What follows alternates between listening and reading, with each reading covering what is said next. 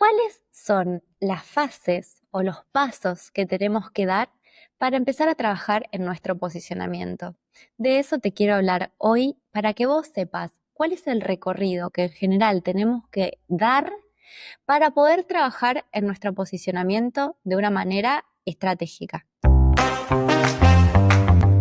Llegaste a la rueda de auxilio para profesionales que aman estar en movimiento. Soy Susana Casal, comunicadora experta en comunicación organizacional y mentora de profesionales comprometidas y comprometidos con su evolución. En este espacio voy a compartirte reflexiones, aprendizajes y conocimiento para desafiar tu mirada, generarte preguntas e inspirarte a avanzar.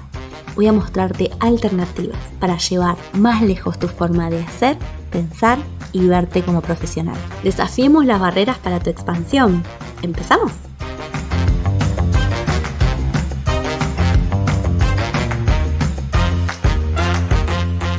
Si no sabes qué es el posicionamiento, te voy a invitar a escuchar el episodio número 54, en el cual ahí hago la diferencia entre lo que es marca personal, posicionamiento y también lo que es vender o venderse a nivel profesional.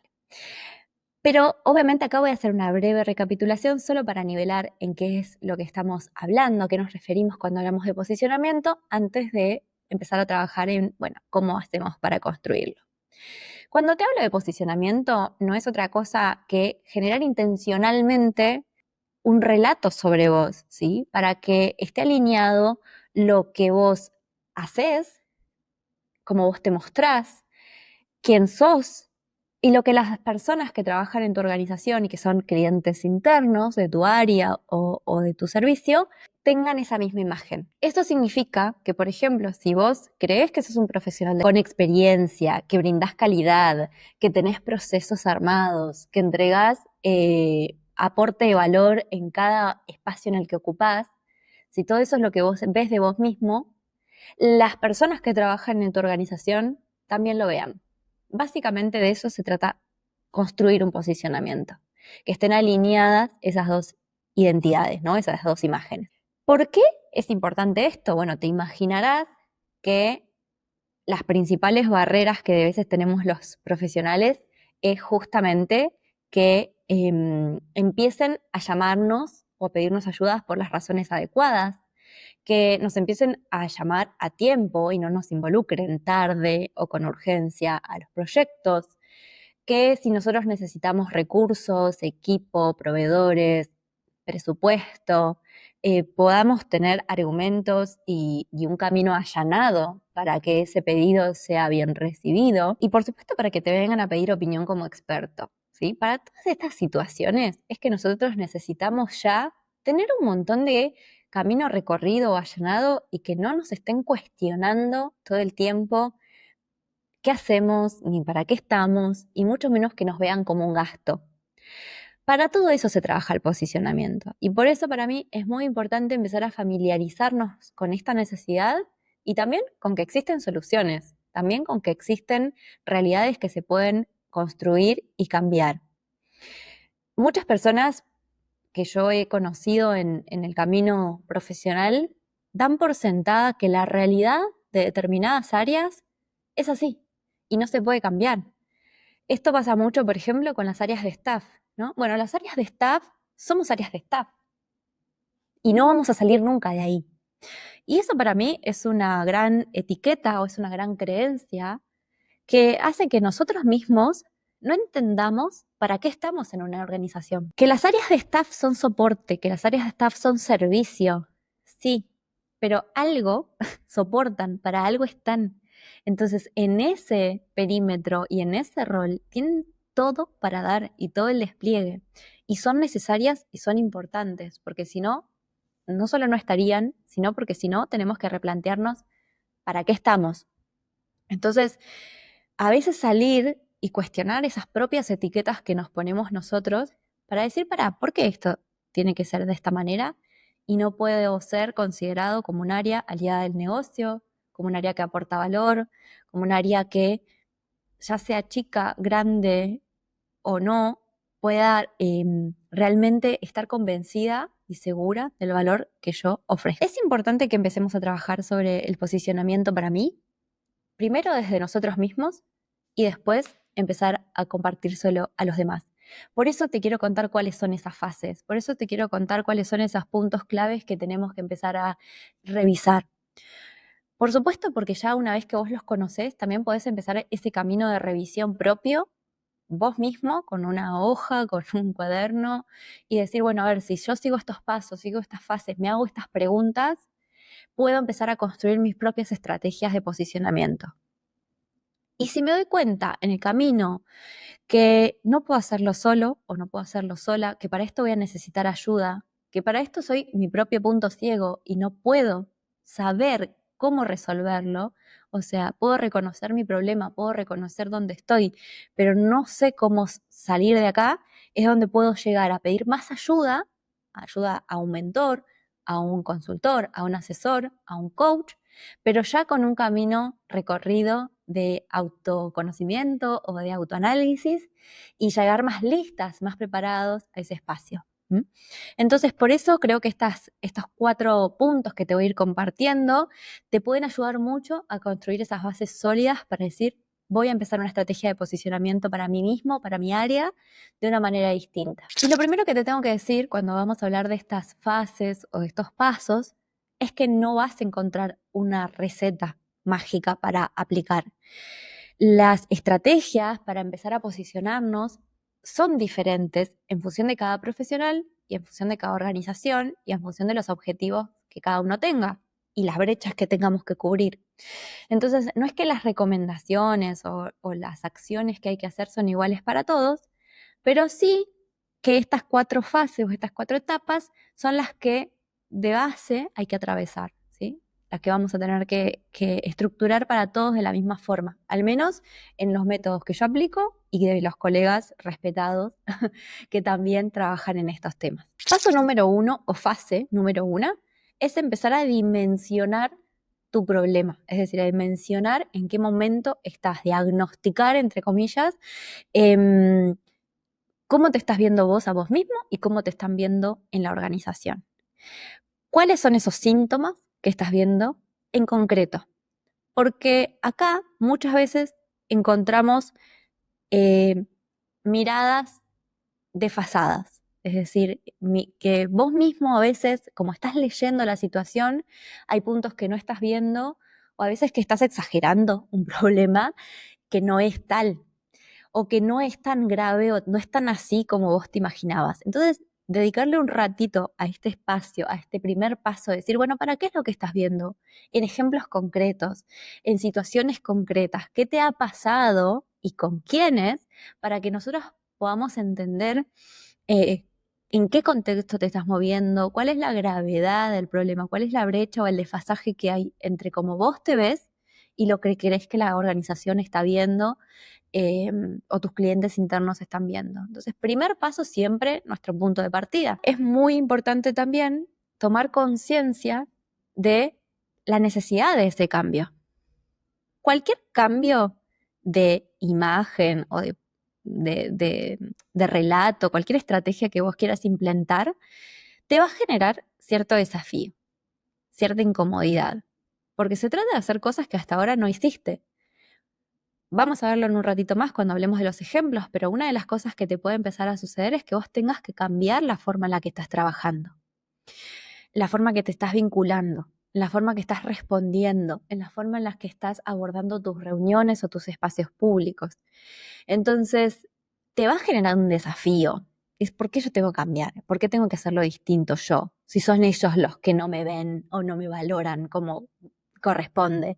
Entonces, para poder entender que sos vos el motor de cambio, sos vos quien puede generar un cambio en el sistema en el que estás instalado o instalada, para que te empiecen a ver distinto, necesitas también tener un motivador potente. Necesitas ver los riesgos que se van a seguir dando si vos no cambiás de posición, si vos seguís haciendo las cosas como hasta ahora. A veces en las primeras consultas o en las primeras reuniones de aproximación, por ejemplo, antes de empezar una mentoría, las personas llegan interpeladas por la necesidad, ¿sí? A mí no me valoran, o yo siento que no soy reconocida, o me llaman siempre al último momento, o soy ese bombero o bombera que va tapando incendios. Pero al momento en el que tenemos que plantear ese asumir la responsabilidad, cambiar nuestras acciones e incluso, por supuesto, invertir en un proceso de transformación, es ahí donde, bueno, vemos que por ahí no es lo suficientemente doloroso o no es lo suficientemente fuerte este motivador para trabajar en mí. Entonces, este primer paso de diagnóstico es muy revelador y es muy potente y no lo podemos saltear. No es que lleve mucho tiempo, no necesariamente esta primera fase requiere mucho tiempo, a veces las cosas son muy claras, pero sí es importante que lo hagamos a conciencia y que entendamos por qué queremos trabajar en esto, en qué momento estamos, qué es lo que nosotros detectamos como síntoma y qué consecuencias nos puede traer seguir como estamos y no hacer ese cambio. El segundo paso o la segunda fase es empezar a ponerle nombres y caras a esas personas ante las que nos queremos posicionar. Que las personas lleguen y digan, en mi empresa no me valoran o en mi organización no me tienen en cuenta, no es una realidad. Muchas veces estamos hablando simplemente de un grupo de personas o un par de referentes claves o algunas personas que son como un grupo muy identificable de personas que son detractores o que son barrera para lo que nosotros queremos hacer o que debieran ser aliados y no lo están siendo o de clientes con los que tenemos que trabajar para poder trabajar de manera mucho más en conjunto y fluida.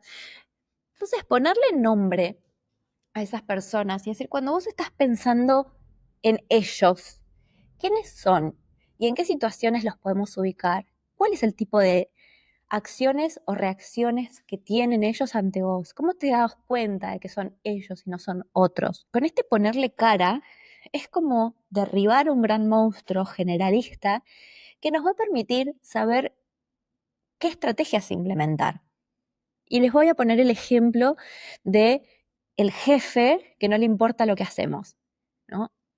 Me ha pasado, ¿no? En mis mentorías que me digan, mira, yo tengo que convencer a mi jefe de que lo que hago es importante, porque si él, que es mi jefe y tiene que defender lo que hacemos y tiene que mostrar nuestros proyectos y tiene que salir a abrirnos puertas, es el primer detractor, entonces mi área nunca va a crecer o nunca lo que yo hago va a poder tener el lugar que yo considero que merece en la organización. Entonces le ponemos cara, es el jefe, no es ellos. ¿Y ese jefe cómo es? ¿Y ese jefe cómo piensa? ¿Y ese jefe cómo trabaja? ¿A qué le da importancia? Entonces cuando nosotros le ponemos ese contexto o ese marco, tenemos muchas herramientas para trabajar. Y decimos, ok, entonces este jefe quiere, por ejemplo, ver números, es muy pragmático, eh, tiene poco tiempo y quiere ver cosas de manera muy asertiva. ¿Y cómo venimos haciendo las cosas nosotros? Y no, la verdad que yo le presento informes larguísimos, llenos de texto. Entonces ahí empezamos a tener mucho más información para empezar a generar estrategias bien direccionadas. De vuelta, que van a implicar mucho cambio en vos y que también va a tener un efecto muy inmediato en el resto de las personas. Entonces, paso número 1, dijimos, diagnosticar, ver nuestro punto de partida, ver qué es lo que necesitamos resolver y por qué. Paso número 2, identificar ante quiénes nos vamos a posicionar. Paso número 3, poder entender cómo querés que te vean. A veces tenemos muy claro nuestros dolores, tenemos muy claro lo que ya no queremos más, pero lo que no tenemos tan claro es cómo queremos que nos vean. ¿Cuál es la nueva imagen que querés reflejar ante los demás? ¿Cuál es la nueva Susana que quiero que vean? ¿No? Entonces, repensar esa meta es fundamental. Y notarán que no empecé por ahí en el primer paso. Generalmente podemos pensar que los planes y las estrategias siempre parten de ese primer objetivo. Pero acá lo estoy poniendo en el punto 3 y no es casual. Porque si no vemos todo lo anterior, recién ahí podemos caer en cuenta efectivamente, ¿qué quiero yo? ¿Para qué va a ser todo esto? ¿Sí? Quiero que me vean profesional. ¿Y qué significa ser profesional? ¿En qué puntos yo me voy a dar cuenta de que ellos me están viendo como una profesional? ¿Cuáles van a ser esas señales en las que yo me doy cuenta de que me están viendo como una profesional? Este tercer paso, que es nuestra visualizar, ¿no? Como nuestro punto de llegada, decir, bueno, yo quiero que me empiecen a llamar a reuniones. Quiero estar en la mesa chica de las decisiones. Me voy a dar cuenta que mi estrategia está dando resultado cuando yo pida estar en un espacio y me lo den, o cuando sin pedirlo incluso me inviten. Entonces vamos a ver en concreto cómo nuestras estrategias están dando resultados. Entonces tener en claro esa meta de manera más concreta y no tan abstracta o no tan genérica es un momento en el que nosotros podamos darnos cuenta, incluso si las metas que tenemos son súper ambiciosas y tenemos que bajarlas, ¿no? Y decir, bueno, pará, pero tal vez de acá hasta ahí pase un montón de tiempo, ¿no? Entonces necesitamos también ser realistas con esas metas que nosotros nos ponemos, ¿sí? Y lo pongo, por ejemplo, porque a veces hay profesionales junior o, no sé, semi-senior, que son muy ambiciosos y que por ahí quieren estar en un rol o que le quieren ser vistos como expertos, cuando en realidad todavía nos falta un poco de recorrido. Entonces pongamos una meta un poco más acorde a tu nivel de conocimiento, a tu nivel de expertise, para que no te frustres y tampoco vendas algo para lo que por ahí no estás preparado hoy. Empecemos a cuál es el nivel de posicionamiento que puedes tener hoy. Por ejemplo, que te den proyectos de más autonomía o proyectos en los que puedas tener, liderar solo, y ya con eso podés tener un gran aprendizaje y un gran recorrido. Y el cuarto paso, recién ahí, es empezar a plantear las estrategias concretas, las acciones que tenemos que cambiar. En esos pasos que yo les decía hace un ratito, que pueden ser muy distintos de un caso a otro, te quiero compartir algunos de esos ejemplos para que veas o tangibilices que cuando diseñamos una estrategia hay acciones en concreto. Y que esas acciones en concreto no tienen que ser ni mágicas, ni estrambólicas, ni estamos hablando de algo, no sé, alejadísimo de la realidad. A veces son ejemplos súper accesibles. Algunos de ellos ya te fui dando. Por ejemplo, bueno, entender cómo tu jefe está pensando y hacer informes o presentaciones o reuniones acordes a lo que tu jefe quiere ver. Eso parece una pavada, pero es ahí donde nosotros se nos cae la ficha y decís, claro, es que yo estaba haciendo algo que nunca iba a ser valorado, nunca iba a ser visto porque la otra persona me está mirando con otro chip, con otros anteojos. Otra de las cosas que te conté recién era, bueno, cómo empezar a participar tal vez en algunas reuniones. Y el primer paso tal vez sea pedirlas, pedir estar en algunos espacios que hasta ahora tal vez no te animabas a hacer o no te animabas a pedirla. Entonces, en este momento empezamos a plantear estrategias y decir, bueno, para que vos logres ese posicionamiento, estos 3, 4 cambios tenemos que hacer de ahora. Y en la medida que vos los vayas implementando y vayas viendo respuestas, podemos implementar nuevos. Y te quiero dar algunos ejemplos o unos casos de mentorados en los que fuimos trabajando para tangibilizar estas microacciones sostenidas en el tiempo que menciono habitualmente.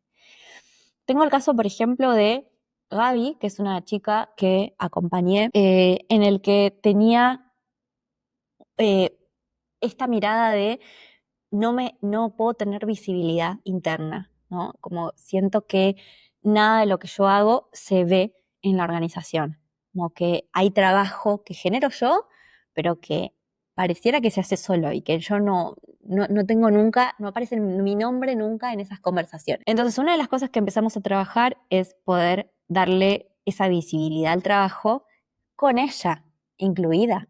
Es decir, empezar a estar más en proyectos estratégicos y no tanto en proyectos de bajo valor o tras las bambalinas. Empezar a elevar su voz, empezar a pedir estar en reuniones y no solamente estar en reuniones, sino abrir micrófono y decir, yo propongo esto, o esta es mi mirada, o a partir de lo que escuché, les propongo hacer esto. Poder compartir sus ideas no solamente con su jefe o con su equipo de trabajo, sino tener reuniones en equipos más grandes en las cuales presentar su espacio. Empezar a relacionarse más desde la presencialidad y no tanto por mail o por chat, que por ahí no nos conocen, empezar a estar más en las reuniones, promover más las reuniones. Incluso para esto siempre es mucho mejor la presencialidad, empezar a tener algunos espacios presenciales, sobre todo cuando hay equipos que por ahí están con espacios híbridos o remotos. Obviamente si estás en un entorno transnacional no lo vas a poder hacer, pero sí poder generar espacios, bueno, con cámara, uno a uno, ¿no? En las que nos puedan conocer. A partir de ahí, de que vos sabés quién está detrás de tu proyecto, quién te está dando atención, de dónde surgen las ideas, estar en reuniones prendiendo cámara, abriendo micrófono, hablando. A partir de ahí es donde uno puede decir, bueno, esta persona la conozco, la identifico, sé quién es y sé que esta recomendación vino de ella. Por darte un ejemplo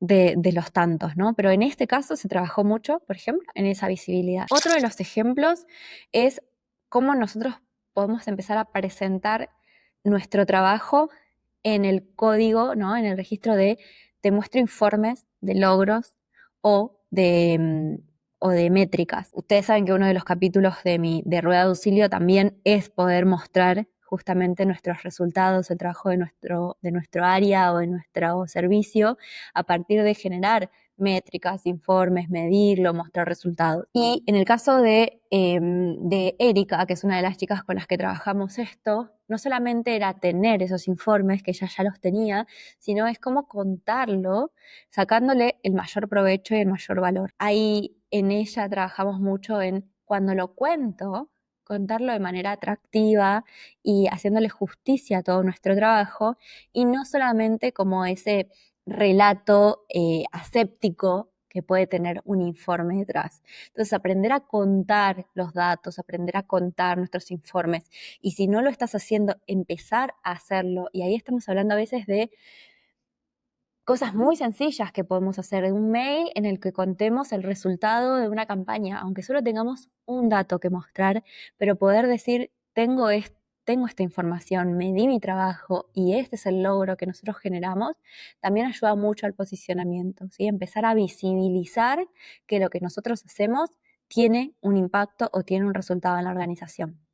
Y que si vos ya tenés números y ya tenés métricas, le saques el jugo, lo puedas mostrar y puedas relatarlos de una manera que eso se entienda y genere impacto y genere emocionalidad en los demás. Tercer ejemplo, y este es un ejemplo que a mí me gusta mucho, porque muchas veces pensamos que para ser expertos necesitamos hablar, que tenemos que ir a las reuniones y aportar como nuestra recomendación sin igual, que a nadie se le había ocurrido antes, y poder con un aporte, no sé, decir como, wow, mira lo que dijo, nos dio vuelta la cabeza. Y a veces los expertos no, no se jactan tanto de lo que dicen, sino incluso de lo que preguntan. Esto es como una condición de cualquier profesional que quiere pasar de ser un técnico o un especialista a ser realmente un asesor o un consultor interno. Empezar a hacer mejores preguntas. ¿Por qué propusieron esto? ¿Por qué se les ocurrió? ¿De dónde surge este proyecto? ¿Qué quieren lograr con esta iniciativa? Cuando nosotros nos sentamos a una mesa con preguntas de calidad, haciendo que el resto también reflexione, no exponiéndolos, no para hacerlos quedar como unos tontos que cómo no se dieron cuenta de esto o cómo no se preguntaron esto antes, sino con un genuino interés de elevar la conversación y de direccionarla. Los profesionales que se posicionan como personas, ¿no?, hábiles, despiertas, no siempre es tanto por lo que recomiendan y sugieren, que por supuesto que sí, sino también por la calidad de sus preguntas y porque pudiendo escuchar a las personas, pudiendo escuchar a sus clientes internos, pudiendo escuchar qué es lo que quieren los líderes, pueden después hacer recomendaciones mucho más asertivas. Díganme si no se les viene a la mente con esto que les estoy contando el típico pedido de hay que hacer esto porque lo pidió el jefe o porque lo pidió el dueño o porque viene de arriba, ¿no? Y entonces todos rápidamente salen corriendo a accionar y a trabajar y nadie se detiene a pensar por qué tenemos que hacer esto así o por qué se ocurrió esto, cuál es la necesidad que hay detrás de esto efectivamente. Entonces ahí creo que es donde aparece realmente esos profesionales que marcan esa milla extra y decir, para, menos mal que puse un freno a tiempo, ¿no? Entonces, hacer buenas preguntas, tener calidad de las preguntas nos puede hacer posicionarnos mucho mejor, ¿sí?, ante una mesa que simplemente salir con la tarea y salir a accionar. Entonces, estar en esos espacios, en las mesas de decisiones, haciendo preguntas, puede hacer que sea mucho más rico nuestro aporte, porque tenemos esa mirada clínica, porque tenemos ese aporte de visión y de pensamiento estratégico que necesitamos ponerlo en juego ahí. Y por último, otro ejemplo más de acciones que podemos empezar a implementar cuando queremos hacer un trabajo de posicionamiento es empezar a enseñar cómo es nuestro trabajo.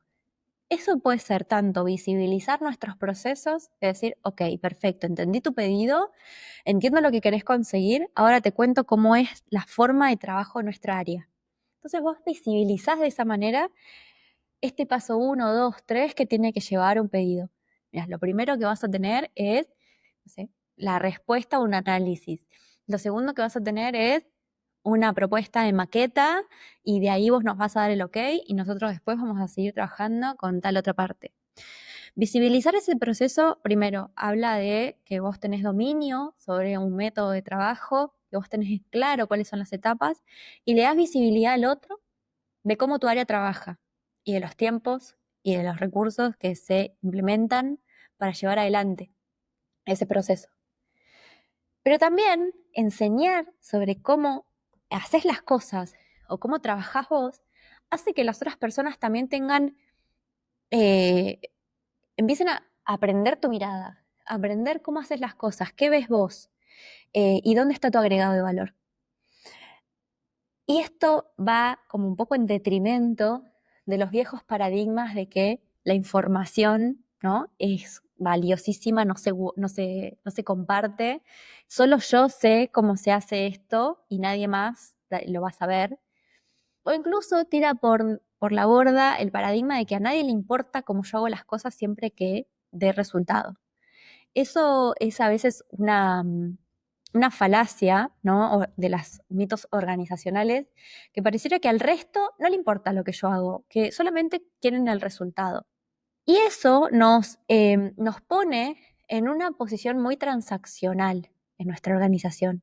Si te está pasando eso, quiero que sepas que es un síntoma de tu falta de posicionamiento, no es la verdad, es un síntoma en que lo que están diciendo es como no sé ni me interesa por ahora lo que vos haces, entonces solo te exijo resultado. Pero a medida que vos puedas compartir más de cómo es tu proceso, de cómo es tu cocina, las personas se van a interesar en tu proceso, porque van a decir, qué copado cómo lo hace, o qué bueno qué es lo que hacen en esta área. Mirá toda la ciencia que hay detrás de tu área y que yo no conocía. Empiezan a generar empatía, conexión emocional, pero también como mucha sinergia entre los equipos, porque a partir de eso van a poder entender en qué momento te tienen que involucrar o cuándo vos le vas a sacar más provecho y vas a tener ellos van a recibir un resultado mucho más positivo de vos. Entonces, enseñar y contar cómo es la cocina de tu trabajo, cuáles son esos pasos implicados para el otro, va a hacer que generes mucho más conexión con tus clientes internos o con tus áreas pares y puedas generar un espacio de colaboración. Entonces, de vuelta, cómo hacemos esta colaboración es diferente en cada caso, pero empezar a traducírselo, ¿sí? No es el objetivo de que vos muestres que tu área es difícil o que tu área es compleja o que nadie puede hacer el trabajo que haces vos porque solo vos lo sabés. No, digamos, no se trata de generar esa brecha de experto, ¿no? Y acá, perdón, que pongo un ejemplo que me pueden aparecer haters de abogados em, o legalistas, ¿no? Pero a veces cuando viene un abogado a hablarnos en términos muy técnicos, nosotros nos quedamos como, ay, no entendí nada de lo que me quiso decir. Pareciera que eso les da más estatus, ¿no? Más jerarquía. Y digo, pobre, no es con los abogados, pero también suele pasar con, no sé, con los contadores, con la gente de áreas técnicas o de área de tecnología, que empiezan a hablar en un lenguaje que el resto de los mortales nos quedamos afuera totalmente. Y eso no los posiciona como expertos, eso marca aún más brecha y aún más distancia. Entonces, no es eso lo que queremos generar. Lo que queremos generar es que ellos entiendan que puertas adentro nosotros podemos traducir y podemos ser un puente para que ese conocimiento técnico que yo tengo sea accesible para los demás. Pero lo que quiero que ellos entiendan es qué hay detrás de ese proceso, qué tiempo, qué insumos, qué recursos hay detrás de eso que hacen que nosotros no podamos soplar y hacer botellas, sino más bien, ¿no?, que necesitamos que se den unas ciertas condiciones para que el resultado sea de la mejor calidad posible. Entonces, este ejemplo 4 tiene que ver con poder traducirle a los demás lo que nosotros hacemos en nuestra área, poder facilitarle ese puente para que esa imagen que tengan los demás de mí es de una persona que tiene un ejercicio particular de la profesión y que requiere una inversión de tiempo, de esfuerzo y de trabajo.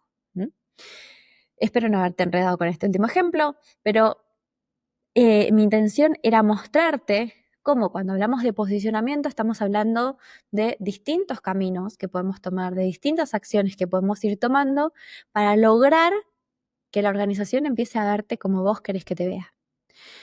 Por supuesto, hay otros episodios que tengo hablando de también posicionamiento que podés ir a revisar, te los vamos a dejar en la nota del episodio, pero no es la primera vez que tocamos este tema y seguramente no va a ser la última, porque queremos que más profesionales empiecen a jerarquizar, ¿sí?, su profesión adentro de la organización e incluso cuando quieran mostrarla hacia afuera, ya sea porque quieran cambiar de trabajo o porque quieran crear, ¿sí?, una voz de autoridad y experto hacia afuera.